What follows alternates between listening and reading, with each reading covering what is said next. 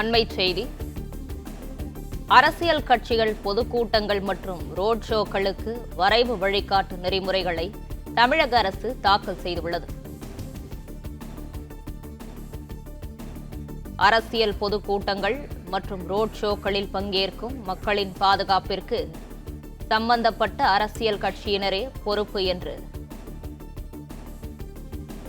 வரைவு வழிகாட்டு நெறிமுறைகளை தமிழக அரசு தாக்கல் செய்துள்ளது.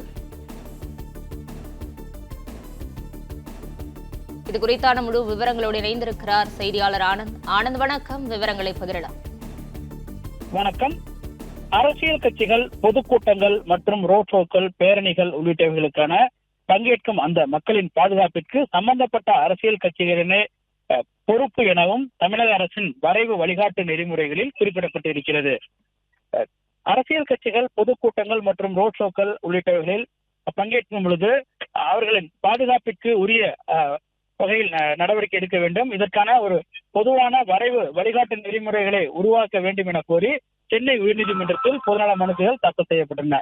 இந்த வழக்குகள் அனைத்தும் சென்னை உயர்நீதிமன்ற தலைமை நீதிபதி முன்பு இன்று விசாரணைக்கு வந்தது. அப்பொழுது தமிழ்நாடு அரசின் சார்பில் ஆஜராகி இருந்த அரசினுடைய கூடுதல் தலைமை வழக்கறிஞர் வழிகாட்டு நெறிமுறைகள் தொடர்பான வரைவு அறிக்கையை தாக்கல் செய்தார்.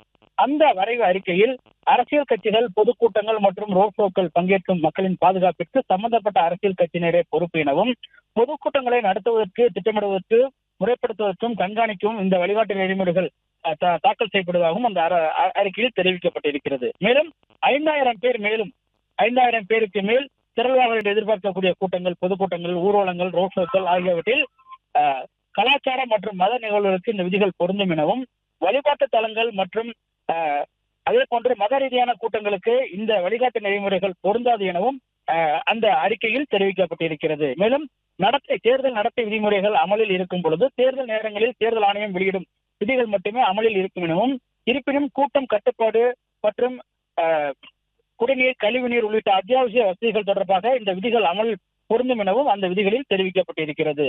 மேலும் ஒரு கூட்டங்கள் தலைமை விருந்தினர்கள் வருகை தரும் நேரம் மற்றும் புறப்படுத நேரம் உள்ளிட்டவைகள் விண்ணப்பத்தில் குறிப்பிடப்பட வேண்டும் எனவும், எது மாதிரியான நிகழ்வுகள், மக்கள் எத்தனை பேர் பங்கேற்க முடியும் என்பது தொடர்பாகவும் பொதுப்பணித்துறையின் பொறியாளர் சம்பந்தப்பட்ட பகுதிகளை ஆய்வு செய்து சான்றிதழ் அளிக்க வேண்டும் எனவும், அதற்கு நிகழ்ச்சி ஏற்பாட்டாளர்கள் பொதுப்பணித்துறையிடம் விண்ணப்பிக்க வேண்டும் எனவும் தெரிவிக்கப்பட்டிருக்கிறது.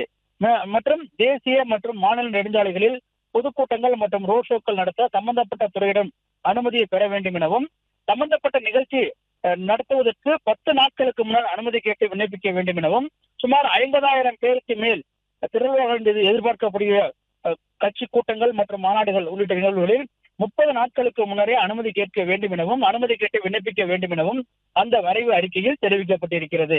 மேலும் திடீரென ஏற்பாடு செய்யக்கூடிய ஆர்ப்பாட்டங்கள், போராட்டங்கள் பொறுத்தவரை மாவட்டங்களுக்கு மாவட்ட ஆட்சியர்களும் சென்னைக்கு மாநகர காவல் ஆணையரும் முடிவெடுக்கும் அதிகாரம் அளிக்கப்பட்டிருப்பதாகவும் அந்த வரைவு அறிக்கையில் தெரிவிக்கப்பட்டிருக்கிறது.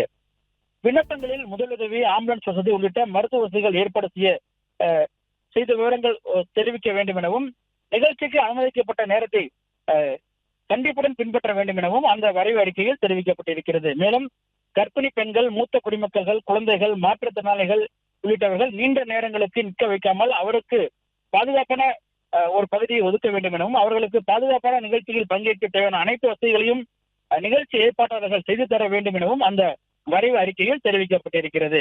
மேலும் இந்த நிகழ்ச்சி துவங்குவதற்கு 2 மணி நேரத்திற்கு முன்பாகவே நிகழ்ச்சி நடக்கும் இடத்தில் கூட்டம் கூடுவதை தவிர்க்க வேண்டும் எனவும், அதற்கு முன்பாகவே மக்களை கூட்டிவிட வேண்டும் எனவும் அந்த வரைவு அறிக்கையில் தெரிவிக்கப்பட்டிருக்கின்றது.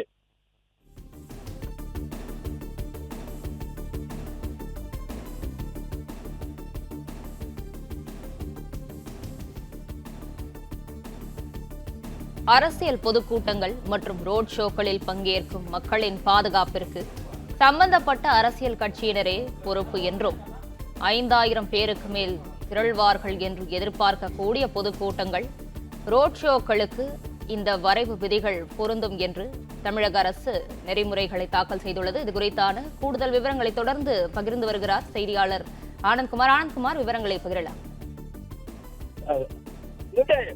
பொதுக்கூட்டங்கள் மற்றும் பேரணிகள் உள்ளிட்ட ரோட் ஷோக்கள் உள்ளிட்டவர்களுக்கு 5000க்கும் குறைவான மக்கள் திரண்டும் கூட்டங்களுக்கு இந்த இது 10 நாட்களுக்கு முன்னர் விண்ணப்பிக்க வேண்டும் எனவும் 10 நாட்களுக்கு முன்னர் விண்ணப்பித்து உரிய துறைகளிடமிருந்து அனுமதி பெற வேண்டும் எனவும், அதே போன்று 50,000 நபர்களுக்கு மேல் கூடும் பொதுக்கூட்டங்கள், ரோட் ஷோக்கள், பேரணிகள் உள்ளிட்டவைகளுக்கு 30 நாட்கள், குறைந்தபட்சம் 30 நாட்களுக்கு முன்னரே அவர்கள் விண்ணப்பித்து சம்பந்தப்பட்ட துறைகளிடமிருந்து அனுமதி பெற வேண்டும் எனவும், ஏற்கனவே விண்ணப்பிக்கப்படும் பொழுது இருக்கும் நடைமுறைகளுடன் தற்பொழுது சம்பந்தப்பட்ட இடத்தில் சம்பந்தப்பட்ட பொதுப்பணித்துறை அதிகாரிகள் ஆய்வு செய்து சம்பந்தப்பட்ட இடத்தில் எவ்வளவு பேர் கூட முடியும், எவ்வளவு பேர் இருக்க முடியும் என்பது தொடர்பான சான்றிதழ்கள் மற்றும் அவர்களுடைய அனுமதியையும் பெற வேண்டும் எனவும் அந்த வரைவு அறிக்கையில் தெரிவிக்கப்பட்டிருக்கிறது. மேலும் ரோட் ஷோக்கள் பொறுத்தவரை பங்கேற்கும் முக்கிய தலைவர்கள் பிரச்சாரத்தை துவங்கும் இடம் மற்றும் முடிக்கும் இடங்கள், பொதுக்கூட்டங்கள் நடைபெறும் இடங்கள் உள்ளிட்டவைகளை கண்டிப்புடன் அந்த விண்ணப்பங்களில் தெரிவிக்க வேண்டும் எனவும், தலைமை விருந்தினர் வருகை தரும் நேரம் மற்றும் புறப்படுதல் நேரம் மற்றும் அது தொடர்பான அனைத்து விவரங்களையும் விண்ணப்பத்தில் தெரிவித்திருக்க வேண்டும் எனவும் அந்த அறிக்கையில், அந்த வரைவு அறிக்கையில் தெரிவிக்கப்பட்டிருக்கிறது. மேலும் இது மாதிரியான நிகழ்வுகளில் மக்கள் எத்தனை பேர் பங்கேற்க முடியும் என்பதை சம்பந்தப்பட்ட இடத்தில் பொதுப்பணித்துறையின் பொறியாளர் சம்பந்தப்பட்ட பகுதிகளை ஆய்வு செய்து சான்றிதழ் அளிக்க வேண்டும் எனவும், அதற்கு நிகழ்ச்சி ஏற்பாட்டாளர்கள் பொதுப்பணித்துறையிடமிருந்து விண்ணப்பிக்க வேண்டும் எனவும், பொதுப்பணித்துறை அதிகாரிகள் சம்பந்தப்பட்ட இடத்தை ஆய்வு செய்து தடையில்லா சான்றிதழும் பொதுப்பணித்துறை அதிகாரிகளால் வழங்கப்பட வேண்டும் எனவும் அந்த வரைவு அறிக்கையில் தெரிவிக்கப்பட்டிருக்கிறது. அதே போன்று நிகழ்ச்சி நடத்தப்படுகிற இடங்கள் தேசிய மற்றும் மாநில நெடுஞ்சாலைகளின் ஓரங்களாகவோ அல்லது அதுக்கு சம்பந்தப்பட்ட இடங்களில் இருப்பதாக இருந்தால், அல்லது இந்த கூட்டங்கள் நடைபெறும் இடங்கள் பொது சாலைகளை பாதிப்பு ஏற்படுத்தும் வகையில் இருப்பதாக இருந்தால் சம்பந்தப்பட்ட துறைகளிடமிருந்து தடையில்லா சான்றிதழ்களை நிகழ்ச்சி ஏற்பாட்டாளர்களுக்கு பெற வேண்டும் எனவும், அதே போன்று அந்த விவரங்களுக்கு நன்றி ஆனந்த்குமார். பிளே ஸ்டோர் மற்றும் ஆப் ஸ்டோரில் இருந்து பாலிமர் செயலியை QR கோடு மூலம் பதிவிறக்கம் செய்யுங்கள். செய்திகளை உடனுக்குடன் பெறுங்கள்.